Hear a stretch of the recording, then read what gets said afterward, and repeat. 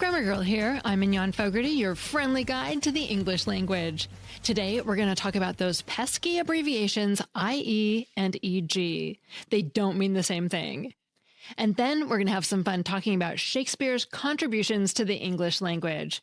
And listen all the way to the end for a special treat this week. But first, I have a pronunciation correction from last week.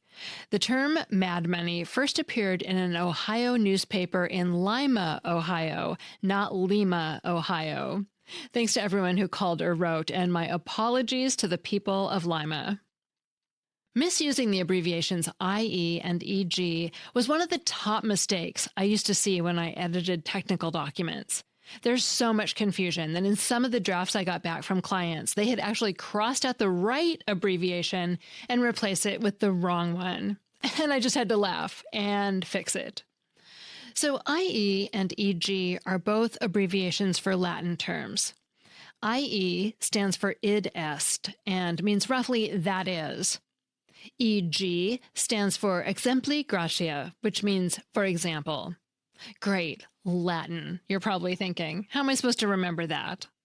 Well, by now, you probably know I'm not going to ask you to remember Latin. I'm going to give you a memory trick. So here's how I remember the difference. Forget about IE standing for that is, or whatever it really means in Latin. From now on, IE, which starts with I, means in other words. And EG, which starts with E, means for example. I equals in other words, E equals example. Now, a few listeners have also written in to say that they remember the difference between IE and EG by imagining that IE means in essence and EG, egg, sounds like egg sample. And those are good memory tricks too. So now that you have a few tricks for remembering what the abbreviations mean, let's think about how to use them in a sentence. EG means for example, so you use it to introduce an example. I like card games, e.g. bridge and crazy eights. Now, because I used EG, you know I've given you a list of examples of card games I like. It's not a finite list of all card games I like, it's just a few examples. On the other hand, IE means in other words. So you use it to introduce a further clarification. I like to play cards, i.e., bridge and crazy eights. Because I used IE, which introduces a clarification, you know that these are the only card games I like. And as an aside, you don't capitalize the names of old-time card games like that. Poker and rummy are also lowercase. If you're writing about a game that's a brand name like Uno or Magic the Gathering, those are capitalized because they're names, proper nouns. But back to IE and EG. Here are two more examples. First, Squiggly has always had big dogs as pets, e.g. bull mastiffs and Great Danes. The words following EG are examples, so you know that these are just some of the big dogs Squiggly has had as pets. Now compare that to this. Squiggly has always had big dogs as pets, i.e. bull mastiffs and Great Danes. The words following IE provide clarification. They tell you the names of the only big dogs Squiggly has had as pets. Now, an important point is that if I've failed and you're still confused about when to use each abbreviation, you can always just write out the words, for example, or in other words. There's no rule that says you have to use the abbreviations. Next, if you're wondering how to write these abbreviations, don't italicize IE and EG. Even though they're abbreviations for Latin words, they've been used for so long that they're considered a standard part of the English language. And remember that they are abbreviations, so there's always a period after each letter. Also, I always put a comma after IE and EG. I've noticed that my spell checker always freaks out and wants me to remove the comma, but 6 out of 7 style guides recommend the comma. Seriously, I got so engrossed in the question of whether a comma is required after IE and EG that I made a table for the website summarizing the opinions of 7 different style guides. For what it's worth, I've also been told that commas are used less frequently in British English. And the only style guide I found that advised against commas was Fowler's Modern English Usage, which has its roots in British English. The bottom line is that in American English, I recommend using a comma after IE and EG. Finally, I tend to reserve IE and EG to introduce parenthetical statements, but it's also perfectly fine to use them in other ways. You can put a comma before them, or if you use them to introduce a main clause that follows another main clause, you can put a semicolon before them. You can even put an em dash before IE and EG if you're using them to introduce something dramatic. They're just abbreviations for words, so you can use them in any way you'd use the words in essence or for example.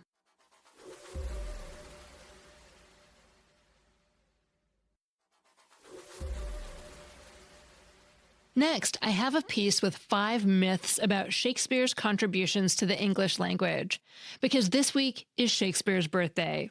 He was born on April 23rd in 1564. And strangely, it's also the anniversary of his death in 1616 at the age of 52. Although the date of his birth is a little fuzzy, records only show that he was baptized on April 26th, which usually happened a few days after birth back then. People often do say he was born and died on the same date because it makes for a fun piece of trivia. And this piece is by Jonathan Culpepper and Matthew Gillings. Shakespeare's language is widely considered to represent the pinnacle of English, but that status is underpinned by multiple myths.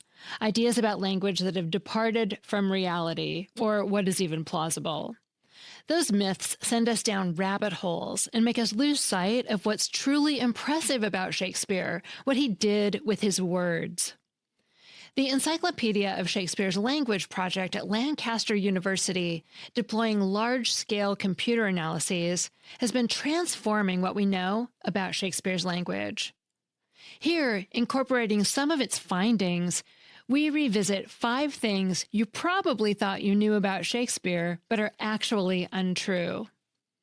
Number 1, Shakespeare coined a vast number of words. Well, he did, but not as many as people think. Even reputable sources assume more than 1,000. The Shakespeare Birthplace Trust puts it at 1,700, but carefully add that this number concerns words whose earliest appearance is in Shakespeare's works. For example, the word hobnail first appears in a text attributed to Shakespeare, but it's difficult to imagine it arose from a creative, poetic act. More likely, it was around in the spoken language of the time, and Shakespeare's use is the earliest recording of it. Estimates of just how many words Shakespeare supposedly coined don't usually distinguish between what was creatively coined by him and what was first recorded in a written document attributed to him. Even if you don't make that distinction and include all the words that appear first in a work attributed to Shakespeare, whether coined or recorded, numbers are grossly inflated. Working with the literature and linguistics academics Jonathan Hope and Sam Hollins, we've been using computers to search millions of words in texts predating Shakespeare. With this method, we found that only around 500 words do seem to first appear in Shakespeare. Of course, 500 is still huge, and most writers neither coin a new word nor produce a first recording. Myth number 2, Shakespeare is the English language. The myth that Shakespeare coined loads of words has partly fueled the myth that Shakespeare's language constitutes 1/4, a half, or even all of the words in today's English language. The number of different words in Shakespeare's texts is around 21,000 words. Some of those words are repeated, which is how we get to the total number of around 1 million words in works attributed to Shakespeare. To illustrate, the previous sentence contains 26 words in total, but of, words, and to are repeated, so the number of different words is 22. The Oxford English Dictionary has around 600,000 different words in it, but many are obscure technical terms, so let's round down to 500,000. Even if every word within Shakespeare had been coined by him, which is of course not the case, as we already said, that would still be only 4.2% of today's English language. So Shakespeare could only ever have contributed a very small fraction, though quite possibly more than most writers. Myth number 3. Shakespeare had a huge vocabulary. Ludicrously, popular claims about Shakespeare's huge vocabulary seem to be driven by the fact that his writings as a whole contain a large number of different words, as we said, around 21,000. But the more you write, the more opportunities you have to use more words that are different. This means Shakespeare's likely to come out on top of any speculations about vocabulary size, simply because he has an exceptionally large surviving body of work. A few researchers have used other methods to make better guesses. They're always guesses, as you can't count the words in somebody's mind. For example, Hugh Craig, a Shakespearean scholar who's pioneered the use of computers for analyzing language and literature, looked at the average number of different words used across samples of writing of the same length. He found that, relative to his contemporaries, the average frequency with which different words appear in Shakespeare's work is distinctly average. Myth number 4. Shakespeare has universal meaning. Sure, some themes or aspects of the human condition are universal, but let's not get carried away and say that his language is universal. The mantra of the historical linguist is that all language changes, and Shakespeare isn't exempt. Changes can be subtle and easily missed. Take the word time. Surely a universal word denoting a universal concept? Well, no. For each word in Shakespeare, we used computers to identify the other words they associate it with, and those associations reveal the meanings of words. Time, for instance, often occurs with day or night. For example, from Hamlet, "What art thou that usurpest this time of night?" This reflects the understanding of time in the early modern world, roughly 1450 to 1750, which was more closely linked to the cycles of the moon and sun, and thus the broader forces of the cosmos. In contrast, today, associated words like waste, consume, and spend suggest that time is more frequently thought of as a precious resource under human control. And myth number 5, Shakespeare didn't know much Latin. The myths above are popular myths, spread by academics and non-academics alike, which is why they're easy to find on the internet. But myths can also be more restricted. Within some theatrical circles, the idea that Shakespeare didn't know much Latin emerged. Indeed, the contemporary playwright Ben Jonson famously wrote that Shakespeare had small Latin and less Greek. Shakespeare lacked a university education. University-educated, jealous, snooty playwrights might have been keen to take him down a peg.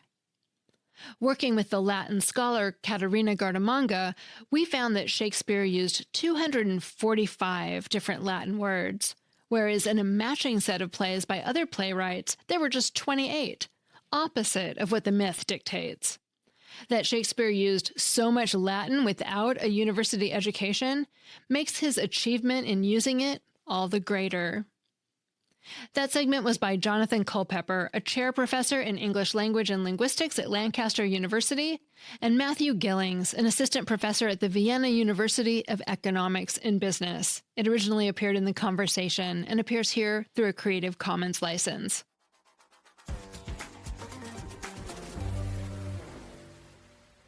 And next, here's today's Familect.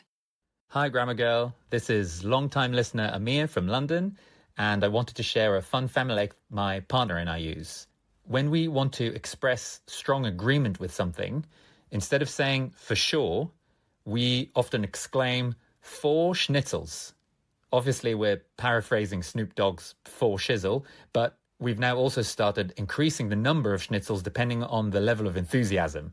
So if we strongly agree, we might say for schnitzels, but if we're being emphatic, we might say 400 schnitzels. And in case of absolute agreement, we might say, 4 million schnitzels. Love your show. Thank you. Thank you, Amir. I love it.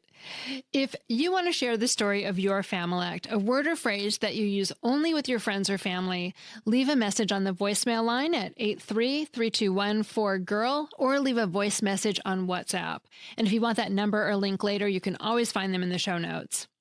Grammar Girl is a quick and dirty tips podcast, and we have lots of other shows. This week, the Modern Mentor podcast has tips to fix a fractured relationship in the workplace. Check it out. Thanks to Nat Hoops in marketing, Dan Feierabend in audio, Brannan Goetschius, director of podcasts, Morgan Christianson in advertising, and Holly Hutchings in digital operations, who just started Reformer Pilates. And finally, I have a song again this week to go with the Familect, again written and performed by the wonderful Lex Friedman, who also actually has a new album out called Blueprint that he did with his son Liam that has songs about roller coasters, robots, pizza, and more. I'm Mignon Fogarty, better known as Grammar Girl, and author of the tip-a-day book, The Grammar Daily. That's all. Thanks for listening.